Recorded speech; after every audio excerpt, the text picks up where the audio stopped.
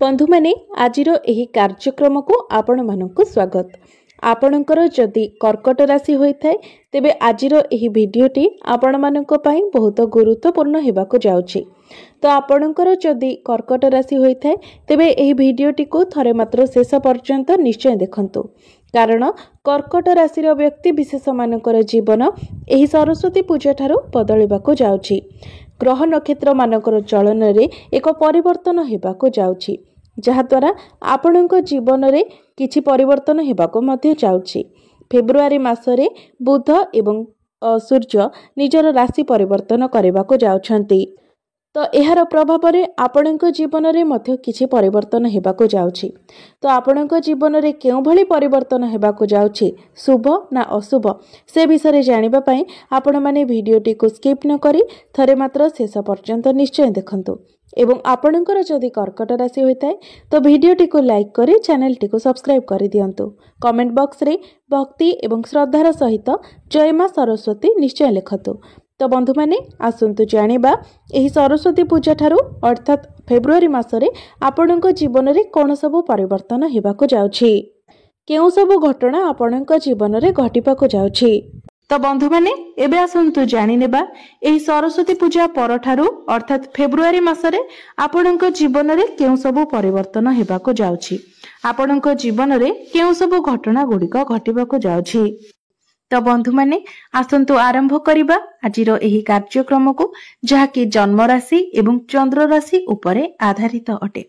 तो राशि चक्रर 12 गोटी राशि मध्यरु चतुर्थ राशि हेउछि कर्कट राशि एवं कर्कट राशि अधिपति हेउछंती चंद्रमा, जे कि प्रति 2 दिन रे निजर राशि परिवर्तन करिथांती। तो मासर आरंभ रे आपणक कुंडलीर तृतीय भाव रे विराजमान रहिबे केतु, सप्तम भाव रे विराजमान रहिबे सूर्य एवं बुध, अष्टम भाव रे विराजमान रहिबे शनि, नवम भाव रे विराजमान रहिबे राहु एवं शुक्र, एकादश भाव रे विराजमान रहिबे देवगुरु बृहस्पति एवं आपणकर द्वादश भाव रे विराजमान रहिबे मंगल। तो बंधु माने सर्वप्रथमे आसंतु जानि नेबा आपणकर स्वास्थ्य किपरि रहिबो ए फेब्रुआरी 2025 रे। तो बंधु माने कुंडलीर प्रथम भावटी होइथाय आपणकर स्वास्थ्यर भाव, आपणक इम्यूनिटी सिस्टम रो भाव। तो आपणकर प्रथम भावर अधिपति हेउछंती चंद्रमा, जे कि प्रति 2 दिन रे निजर राशि परिवर्तन करिथांती। तो आपणकर एकादश भावरे विराजमान अछंती देवगुरु बृहस्पति, सूर्य आपणकर सप्तम भावरे अछंती एवं मंगल आपणकर द्वादश भावरे अछंती। तो 13 फेब्रुआरी परे सूर्य आपणकर अष्टम भाव को चलन करिवे। तो एही मासरे आपणकर दांत संबंधित किछिटा समस्या देखा देई पारे एवं आपण एही मासरे बहुत अधिक हार्डवर्क करंतु नाही, कारण एहार खराब प्रभाव आपणकर शरीर उपरे पड़िबो। एवं एही मासरे आपणकर बेक एवं कांधरे मध्य आपण जंत्रणा अनुभव करि पारंती। एवं एही मासरे आपण अधिक यात्रा किंबा दूर यात्रा करंतु नाही, कारण एही मासरे आपणकर सूर्य दुर्बल स्थिति रे रहुछंती एवं मंगल मध्य आपणको कुंडली रे दुर्बल स्थिति रे रहुछंती।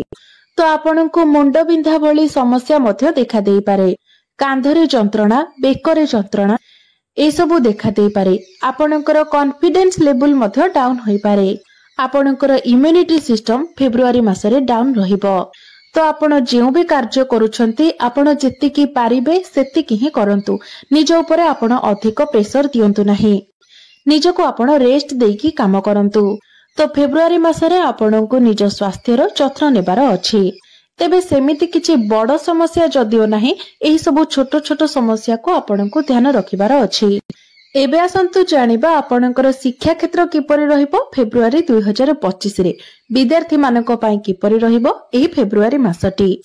तो बंधु माने कुंडलीर पंचम भावटी होइथाय शिक्षार भाव एवं आपणकर पंचम भावर अधिपति हेउछंती मंगल, जे कि आपणकर द्वादश भावरे विराजमान अछंती एवं संपूर्ण मासटी आपणकर द्वादश भावरे ही विराजमान रहिबे। मात्र बृहस्पतिंकर दृष्टि आपणकर पंचम भाव उपरको रहुछि, शनि मध्य दशम दृष्टि रे आपणकर पंचम भाव को देखुछंती, राहुंकर नवम दृष्टि मध्य आपणकर पंचम भाव उपरको रहुछि। तो पाठ पढ़ा तो आपणकर फेब्रुआरी मासरे भल रहिबो, मात्र आपण प्रत्येक जिंस को नेकी कंफ्यूज होई जिवे, अर्थात आपणक मध्यरे अधिक कंफ्यूजन रहिबो। तो फेब्रुआरी मासरे जदि आपणकर कोनोसी एग्जाम अछि किंबा पाठपढ़ा सह जड़ित कोनोसी भी बड़ जिनिस अछि तो आपण निजको स्टेबल करबा पई चेष्टा करंतु।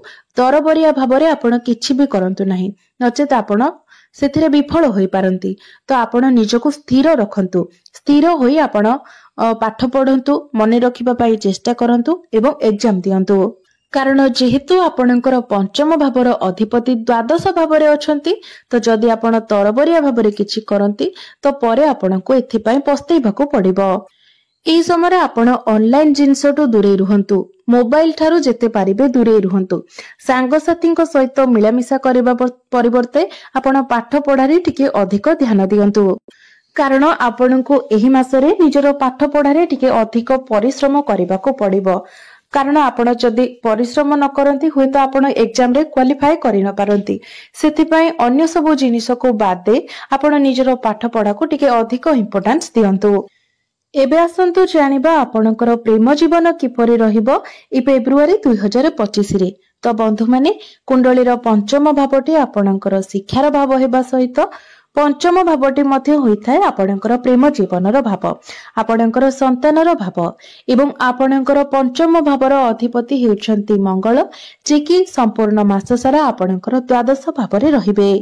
तो बंधु माने फेब्रुआरी मासरे आपणक मध्यरे बिना किछि कारण रे ही झगड़ा हेबो, मनांतर मतांतर हेबो।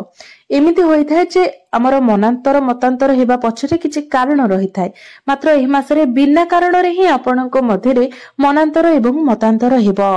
मात्र गुरुंकर दृष्टि आपणकर पंचम भाव उपरे रहुछि, जहा फଳରେ आपणको आपणकर पार्टनर को मनेइबाकू पड़िबो एवं आपण तांको मनेइबे मध्य।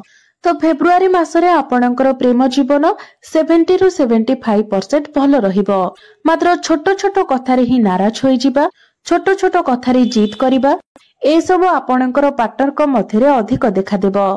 तो आपणको ही ए सब रे एडजस्ट करिबाकू पड़िबो। तो आपण जदि ए सब जिनिस को एडजस्ट करि नेबे, कंट्रोल करि नेबे, तो आपणकर प्रेम जीवन भल रहिबो। मात्र जदि आपण मध्ये सेही परि व्यवहार करिवे तो निश्चित मध्यरे आपणक मध्यरे समस्या हेबो। एबे आसंतु जानिबा आपणकर वैवाहिक जीवन किपरि रहिबो फेब्रुआरी 2025 रे। तो बंधु माने कुंडलीर सप्तम भावटी होइथाय आपणकर वैवाहिक जीवनर भाव, आपणक जीवन साथीर भाव। तो आपणकर सप्तम भावरे बुध विराजमान अछंती एवं भल स्थिति रे अछंती। सूर्य मध्य आपणकर सप्तम भावरे भल स्थिति रे अछंती।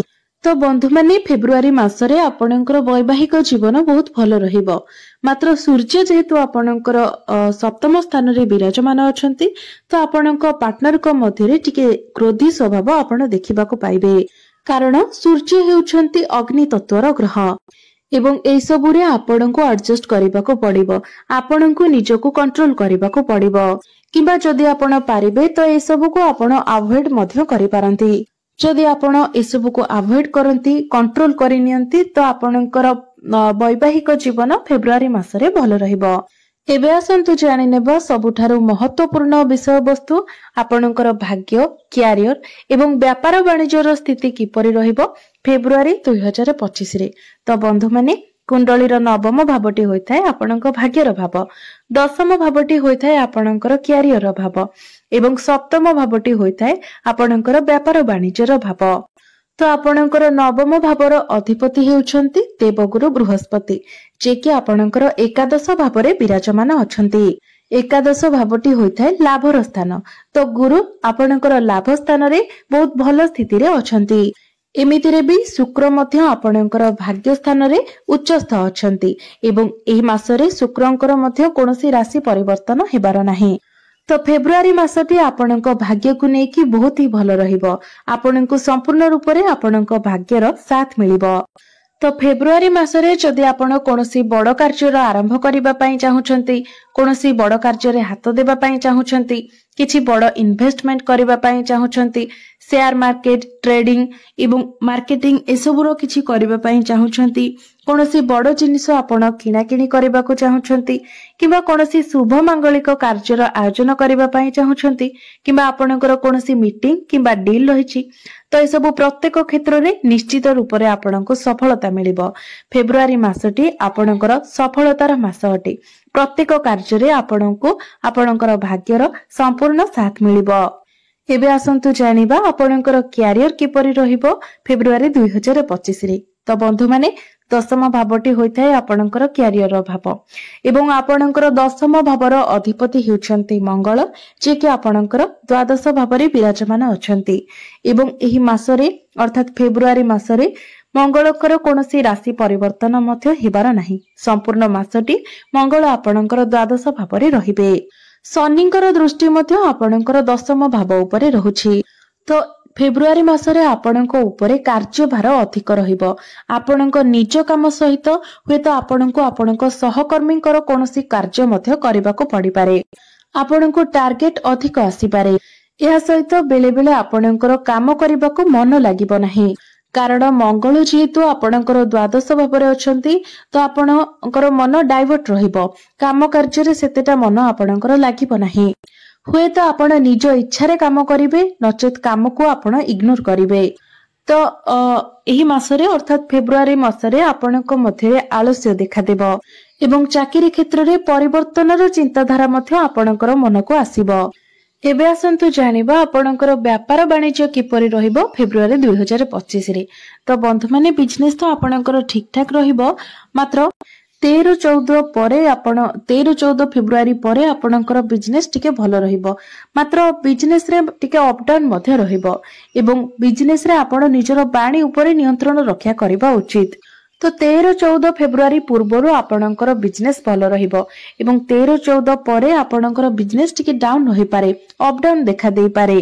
तो सेथिपई आसंतु जानिनेबा किछि प्रतिकार, जे प्रतिकार गुडिक करबा द्वारा एही मासरे आपणकर जहाबी किछि अशुभत्व रहुछि, जहाबी किछि समस्या रहुछि, से सब दूर होई पारिबो एवं आपणको अधिक शुभ फल प्राप्ति होई पारिबो। तो सेथिपई प्रत्येक दिन आपण सूर्यंकर बीज मंत्र 108 थर जप करंतु एवं एही मासरे जेहेतु मंगल आपणकर दुर्बल स्थिति रे रहुछन्ते, तो प्रत्येक दिन आपण मंगलंकर बीज मंत्र मध्य 108 थर जप करंतु। प्रत्येक दिन आपण हनुमान चालीसार पाठ करंतु एवं प्रत्येक दिन आपण चंद्रमांकर बीज मंत्र मध्य 108 थर जप करंतु। तेबे बंधु माने आपणकर जीवन मंगलमय हेउ, एहा ही ईश्वरंक निकटरे मोर प्रार्थना। धन्यवाद।